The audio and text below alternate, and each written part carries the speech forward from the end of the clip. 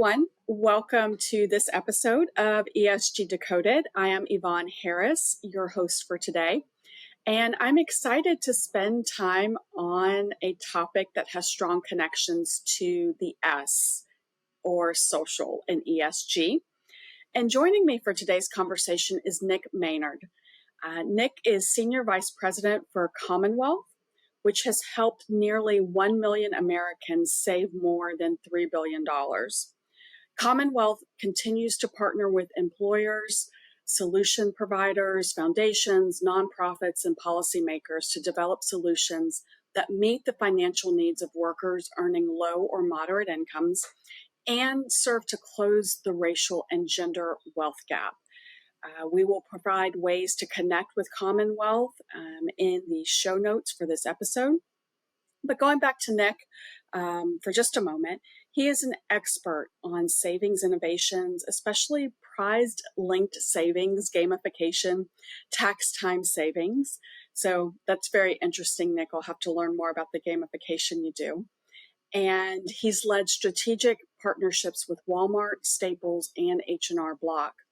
Nick holds a master's in business administration and a master's in public policy from Harvard University.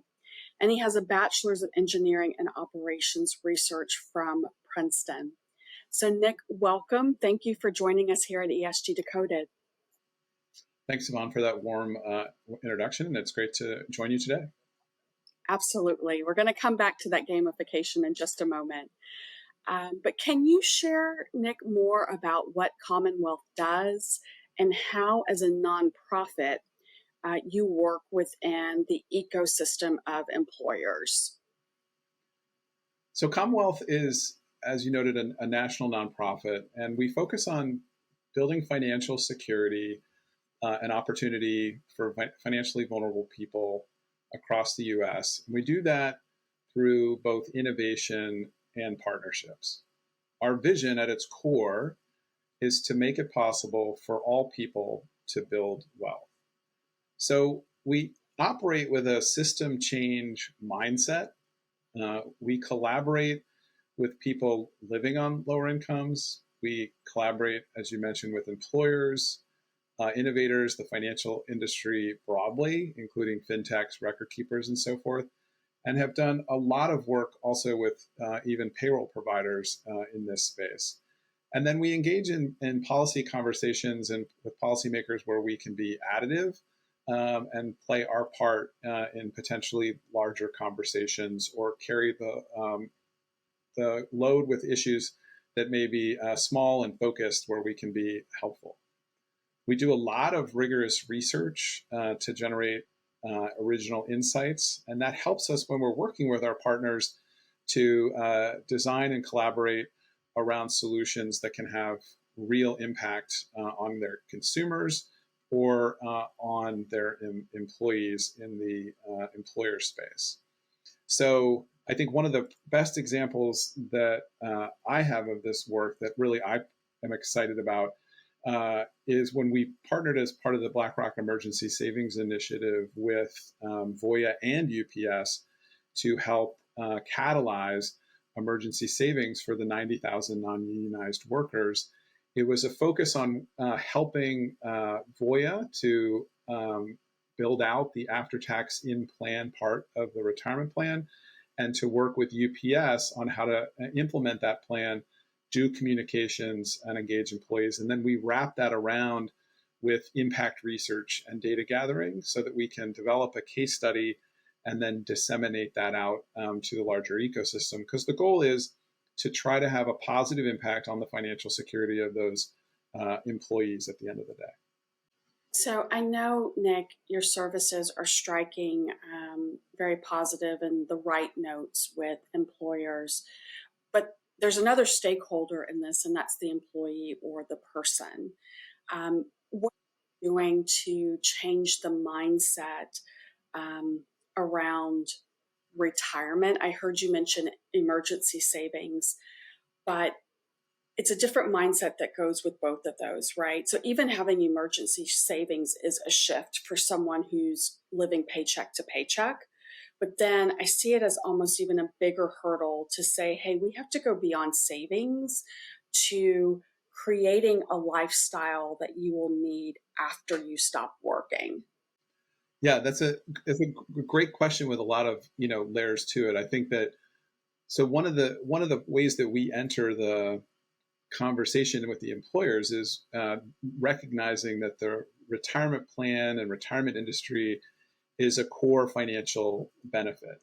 But the how around that can vary widely across the employer ecosystem. And so there are a large number of workers who have access to an employer sponsored plan. It's about 68% of the US workforce. But about half of workers don't participate in a plan, even if they have access. That could be due to lack of auto enrollment from the employer, auto enrollment being a situation where you are asked to opt out, not opt in to the retirement plan. Or it could be for a variety of other reasons, like what you mentioned, the need to have shorter term liquidity, and the retirement plan does not provide that. Now, what's very interesting as we began the journey on the BlackRock Emergency Savings Initiative was that the retirement industry had already sort of seen this as a significant problem, that folks who had access and had money saved in the retirement plan were rating it for shorter term liquidity needs because that was money that was available because of the structure that has been built around retirement as a financial benefit. But in agreement with what you just said, the idea of using retirement monies for emergency savings is not what that financial benefit or what the tools around it are built to do very, very well. And then during the COVID years, there was legislation passed that made it even easier to pull some of that money out, kind of a signaling in 2019, 2020 era that, hey, this is a great place for people to find emergency funds in the employer space. So what we're trying to do is shift the mindset to where employers many of them already find themselves by deploying research that is indicative of how emergency savings can help. So we partnered with an organization called Hsieh and focused on research of people living on LMI who are participating in retirement plans during COVID. We did 5 waves of research. And we found that those with emergency savings of just $200,000 or more were half as likely to tap the retirement plan and pull money out. And so it's helping to sort of, in some ways, change the mindset of the retirement system, as well as the employee benefits, financial benefit space, to think about some of these short-term needs in a different way so that employees move on a financial wellness journey and build up the short-term liquidity they need so that they can access that longer-term retirement and the investing in wealth building that quite honestly comes with it. And Nick, does your research bifurcate based on ethnic groups, based on gender, even and probably obviously based on age as well, so that employers are empowered to know what groups or what constituencies within their organizations they need to target to educate? Yes, so where we can and where employers are willing to, as we collaborate with them, to collect that information and then also map it back to the data that they already collect. And those with DE&I initiatives are on the forefront of linking that to financial benefits, as you probably know. And so the opportunity then exists to do the focused outreach and to reach those that are most struggling with issues like emergency savings, and that might be holding up retirement.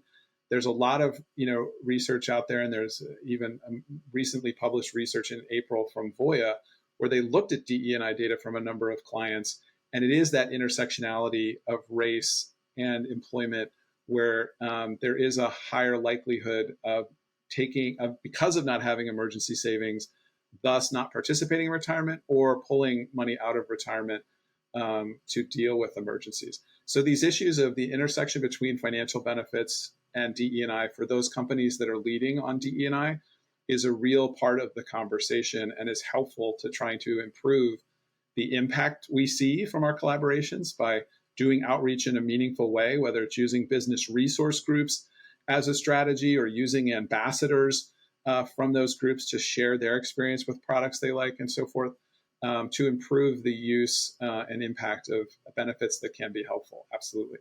I love that. That's really powerful. The connection with business resource groups, or in some organizations, employee resource groups, to really share, the great work that Commonwealth is a part of and how that matters to employees. It's really taking it from a nice to have DEI initiative to this is how we bring value to the business. So thank you for shouting that out.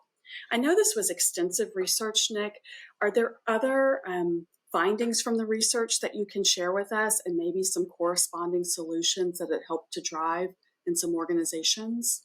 Well, so I think some of the research that we've been able to recently publish through the BlackRock Emergency Savings Initiative in the first 4 years of that initiative, one is that's very helpful to employers is the value of what we call the one-to-many approach.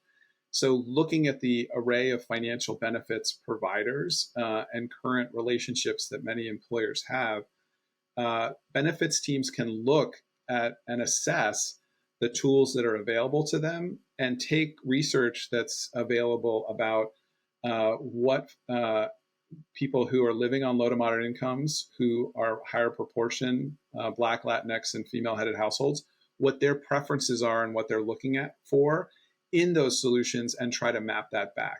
So, for example, in some of the research that we've also done, with Hsieh on features of emergency savings, that where there's preferences, we've talked to, through surveys, workers living on low to moderate income who have access to a retirement plan, maybe participating, maybe not, and then we oversample for Black and Latinx workers to try to then get a deeper understanding of what their preferences are.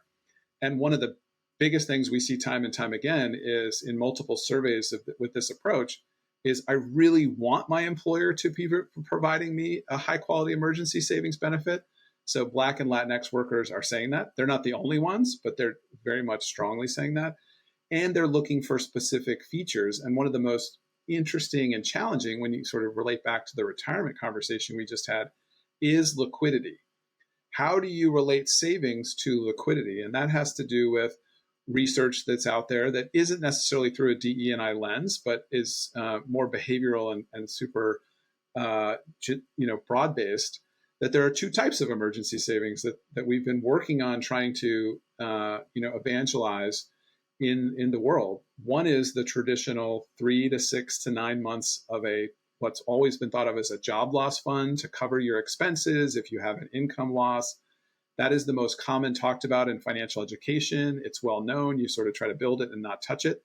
But there's an even deeper need that the BlackRock Emergency Savings Initiative has been working on, which is short-term liquid emergencies that come up anytime and can be anywhere from $40 because the grocery bill and inflation, it just was higher than I expected, or gas prices went up, to the car needs a repair or the water heater goes out. You're talking 1,000, maybe up to 2,500. These are sort of the life happens, and having a tool that allows you to put money in, pull money out when you need it, and put money back in to keep building it up has been one of the biggest pushes and learnings of the work that we've been doing. And even recently, some of the leading financial education acolytes in the country have said this is super important, and there are two types. And Vanguard has had this research. It's not just what we find and so forth. So it's also changing, to your point about the mindset of and bringing that perspective of workers who live paycheck to paycheck or may just have different needs around their emergency savings to get started, that valuing putting $20 or $10 away from each paycheck is important, and to build that up. And hopefully that becomes a pathway to further, financial security. And one of the best places we've seen that is a tool that exists in many firms, was the ADP Wisely case study, where they have a free digital app that all their payroll card users can have access to. And in the research that we did with ADP on cardholders and non-cardholders, we found that the simple envelope method that we've probably all heard about for decades and decades was of high value. But in the deployment of that envelope method, you can get to those envelopes anytime, just like if they were sitting in front of you and you could pull the cash out. And after there was deployment of that tool across the portfolio of business, they found, billions in liquid emergency savings. This isn't money that's sitting on those cards for years and waiting to be used. That is build, use, rebuild.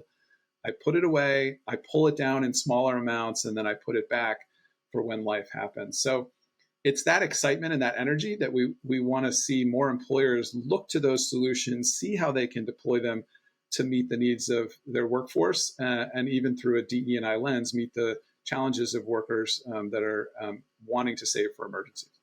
Whenever you say billions, you can't help but get excited, right? Right. Yeah, it's very exciting. It's a lot. Yeah. So just to hone in on what you just shared, it's recommended for 2 savings functions at a minimum. So the life happens savings function, and then the major life happens, or what you refer to as the job loss function as well. That's right. So yeah, and one of the best examples that from an industry that sort of explains that to me in my mind is think of an airline. So pilots might have one whole view of what they're looking to save for, given the income that they earn, or the fact that there might be times when there's furloughs or layoffs or things like that, where they have to manage income shocks.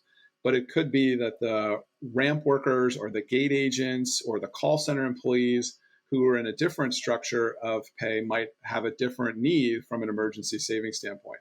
So finding a way to meet both of those needs, or find solutions, 2 separate solutions that can help each of those type of employees, is important, because they're both powerful needs.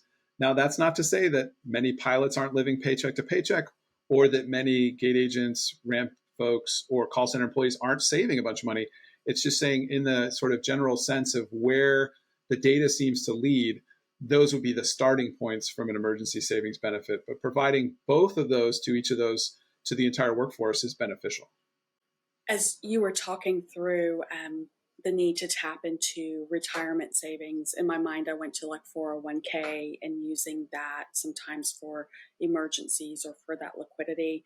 And Nick, it stings to think about the tax implications for some of that, and how you could need X amount of money, but a large percentage of that could be taxed, if not all of it. For the savings functions that we talked about, the more liquid ones, are there tax implications there too, or are those post-tax dollars that go into those types of structures? So if your employer provides an out of plan, as it's called, outside of retirement plan emergency savings benefit, let's say on the ADP Wisely digital wallet, or with a bank, or with another third party tool that's out there now, then those monies are post-tax that go into. But I think one of the things that we're very interested in seeing happen over time is whether auto enrollment of small amounts into those types of tools with pre-tax dollars would help a lot of folks and move that forward. So that would be an interesting, continued part of our effort, in the policy space. What's exciting about the policy space recently is we played one small part with a lot of folks in some of the emergency savings options that were provided that are non-mandated in a legislation called Secure 2.0. And that offers 2 options within the retirement plan. And the retirement plans allow for, if an employer decides, auto enrollment, which is super great tool to help people set it and forget it. So one of those options is $1,000 once a year can be pulled out, and the employee can use that up to $1,000. So you don't even have to pull out the full $1,000. You can pull less and use that, and then build that back and do it again the next year. And so employers should start talking to their record keepers and saying, when is this going to be available? I'd like to test it and use it. And then there's another tool that's a little bit more complicated for the industry to build, but has been talked about for a number of years as sort of a traditional sidecar. But it's called the PLESA, the Pension Linked Emergency Savings Account, which allows for a stable account to live in the 401k plan that allows for auto enrollment to help fill. So let's imagine a bucket that runs from 0 to 2,500, and you can pull money out of that bucket a couple times a year, and then put money back into that bucket, and then continue to save for the long term in retirement. So it's putting two different types of savings a little bit closer together, seeing if that adds value to folks who want to then participate in the retirement plan because it meets their needs, and it allows one to capture the value of auto enrollment. So we're excited to see where that goes. That builds off of the work at UPS and Voya that I mentioned earlier, because there are methods that are imperfect to use tools that are in the plan today to try to help people. But these, could be potential improvements, especially the stable sidecar up to $2,500 in the plan. The innovation is exciting, and I'm sure once an employee starts to participate and sees how quickly his or her money starts to add up and accumulate, it's exciting to have that opportunity in that last product you described, to be able to pull out once or twice a year and see what you saved. And it's the out of sight, out of mind, I'm sure, in the most part, that you forget that it's even there. And it's almost this exciting moment where you could pull down from it and then just start the cycle over again. So I'd love to see some more of that action and just some feedback on that. Nick, as we entered the podcast, I made the connection of our conversation to the S in ESG. And then we've talked through some of the connective tissue with DEI or DEIB. But ground us and connect with our listeners on this whole topic of financial security, and what connection does it really have to ESG? Why is it important to this space? So at Commonwealth, we believe, like many others, that investors should care deeply about the S in ESG and from the perspective of worker financial security. So, and our view of that is that it's wages plus. So folks need high quality income streams, and the ability to then manage that income comes in the form of financial benefits from the employer that are impactful.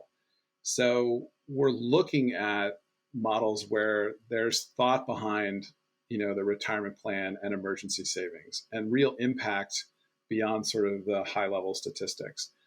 The interest to looking into the financial benefits through a DE&I lens, as we talked about earlier, and mapping those two together to see where there may be pain points lying beneath some of the aggregate data. And so really, engaging with the data, potentially reporting that to investors more openly, and allowing them to sort of make a decision on how that's playing out. But there's a deep sense that business performance, if I'm distracted at work and I'm worried about the short term and I'm stressed about my financial security, I'm not on the right financial wellness journey, and I'm not sure I'm going to get there, that my productivity is going to falter. I may not feel a strong connection to my employer if they're not helping me out. And that's going to lead to negative impacts on the bottom line. And so there is a real business value. I think the challenge comes in what level of reporting and how one thinks through, the broader impact. If I offer health savings accounts, what should I be communicating in terms of the impact that those health savings accounts should be having on the workers versus a checkbox that just says I offer them, right? Or I offer emergency savings. Okay, but what's the impact and on whom? And how does that play out? Or I offer a retirement plan, and here's the percentage participation. But does that percentage participation vary by race and gender? Does it vary by, the total household income of the employees and so forth? I think it's getting to that level of conversation that will make the idea of this type of thinking more sustainable, more valuable, and more helpful to business besides a top line. And I'm not here to say that isn't complicated. Everything I just said is complicated, but I think quality information flow and transparency can potentially help with that. I know it's complicated, it's not easy, but it's so important, especially as organizations put so much emphasis on finding the right talent. And Nick, you can have a good hire that just simply has life happening. That's right. And if their organization is supporting them, then that helps them to still bring their full self to work. Yep. But if I'm at work and I have this issue happening and I don't have the emergency savings, I may not even be able to work late because now I've got to find a plan B, another stream of income, which in some organizations may simply not be the ideal path employee. So I appreciate you calling that out. And as you were describing the scenario, it just felt like a very human moment to just say, some of our employees who may not be fully showing up for work has nothing to do with work, has nothing to do with their manager, but there's a financial situation that maybe we don't know how to talk about, and we don't talk about it because our company doesn't have a solution. Yeah, and there's so many things, as you say, and life happens and so forth, where the type of financial benefits can be so impactful, whether they're caregiving benefits for children or adults, whether it's short-term emergency funds that happen when something comes up that no emergency savings could have anticipated. And there's many companies that provide those types of tools and organizations that are trying to systematize it. Or just the notion of, that I need better financial wellness tools and better sense of my journey and some sort of virtual or supporting coaching to get me there, and some set of incentives to help me take time out of my busy schedule to do it. I think there shouldn't be a sense that incentives shouldn't be part of this conversation too, because people are busy doing their jobs and they're busy living their lives and supporting families. And so those workers could benefit from some financial supports to push them in the right direction and incent them towards that and get them on the journey that they want to be on, and then be better employees. Exactly. So Nick, I'm curious, how do you gamify the savings function? What have been some of your best practices in that space? So one of the biggest examples that we had of that was working originally with the credit union industry around what's called prize link savings. And we helped stand up two products, one that the Michigan Credit Union League runs and the other that the Minnesota Credit Union League runs. And basically it's a savings product that then encourages small balance savings. So we're not talking about trying to accumulate hundreds of thousands of dollars, but maybe hundreds of dollars over a year. And then each $25 in these mechanisms can earn you some entries to win prizes. So it's to make savings more exciting. And sometimes interest, even at the high interest rates of today, does not excite and energize people. Like, just last week, Mega Millions was 1.5 billion or something. Like, the lottery generates a lot of excitement. So it's taking that psychology and applying it. And we also did a project with Walmart where they put prize link savings on their money card. And in the first 2 years, it generated $2 billion in liquid emergency savings because of the excitement of prizes. So that's some level of gamification tied to financial rewards. And then we've also explored non-financial rewards gamification and tested the value of things that appear in video games that people are now used to seeing and experiencing, and seeing if that helps people on their savings journey. And one of the real exciting parts of that is it does and provides a sense of companionship in many of the pilots that we've run and partners that we've worked with who've deployed the tools. Things like saying, hey, I'm going to challenge you to save $5 over the next 4 weeks, and the excitement of fulfilling that challenge and seeing what you can do it, and then having someone tee up the next challenge. Or just the congratulatory positivity of when you reach a level of a goal or on your way to a goal. That happens in video games all the time, and bringing that into the financial experience and making it more engaging and exciting. So it's borrowing what is so prevalent on phone games that are very simple, that many people have access to and grow up to, and building it around some of these tools without making it feel kitsch or trying to get you to sort of think in this way, but really build it into the flow so it can have real positive impact. So financial rewards, exciting, people respond, tied to the lottery thinking, and then building in quality gamification really is just an experiential behavior that people will bring into their financial lives, and it will help them on the journey. And this reminds me of the importance of learning to save early, at an early age. And it's really just a muscle that you start to flex. And once you develop the habit, hopefully, maybe in future generations, it's not something we're having to jumpstart with adults. Maybe they've been doing it since they were preteens or teens. But when you talk about the gamification and connecting it to video games, I immediately just went to, you're talking the language of teenagers. And that would be inspirational to them to save. Yeah, there's no doubt about it that that there's a lot of gaming that happens among youth. And what's been most surprising to me in this journey is how much video game play is happening non-youth and also among women of certain types of games. So there's so many types of video games now. It's just amazing. So the core takeaway for me has been that there are parts of those experiences that can be brought into a financial wellness journey that helps people save. And part of what it bridges for many people in a digital experience is this sense of I'm not alone, because that's what games do. They help sort of fill that gap as well, but also the challenges and opportunities and sense of efficacy that those tools can build for folks. Yep. Thank you for the reminder about diversity in gaming. I appreciate that. Appreciate that.